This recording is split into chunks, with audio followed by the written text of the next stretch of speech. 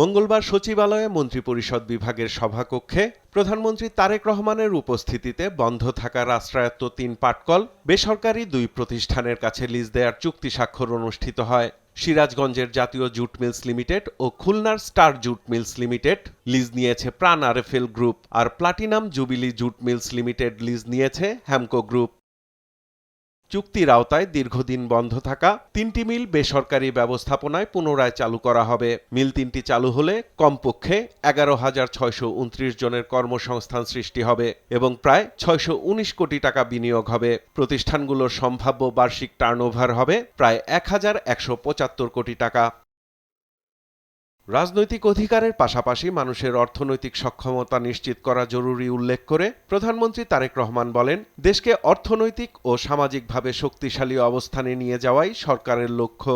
সরকার প্রধান বলেন, আমরা এমন একটা দেশ তৈরি করতে চাই যেখানে সবাই এখন যে অবস্থায় আছে তার চেয়ে ভালো থাকবে। এটাই আমাদের মূল লক্ষ্য ও উদ্দেশ্য।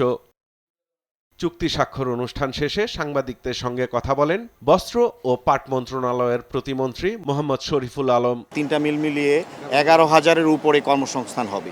সব কিছু মিলিয়ে আমরা এটাই বলতে চাই, আমাদের এই যে বন্ধ মিলগুলো চালু করার মাননীয় প্রধানমন্ত্রীর যে উদ্যোগ ছিল, যেই কমিটমেন্ট ছিল, তার একটা শুরুটা আমরা করলাম। প্রধানমন্ত্রীর প্রতিশ্রুতি অনুযায়ী দ্রুতই আরও কিছু বন্ধ থাকা শিল্প কারখানায় বেসরকারি বিনিয়োগের মধ্য দিয়ে শিল্পায়ন ও কর্মসংস্থানের সৃষ্টি হবে বলেও মন্তব্য করেন প্রতিমন্ত্রী। আরও কিছু মিলের চুক্তি স্বাক্ষর সম্পন্ন হবে। সাইফুল রিপন, দেশ টিভি, ঢাকা। অর্থনীতিতে একটা অবদান রাখতে পারবে, পাশাপাশি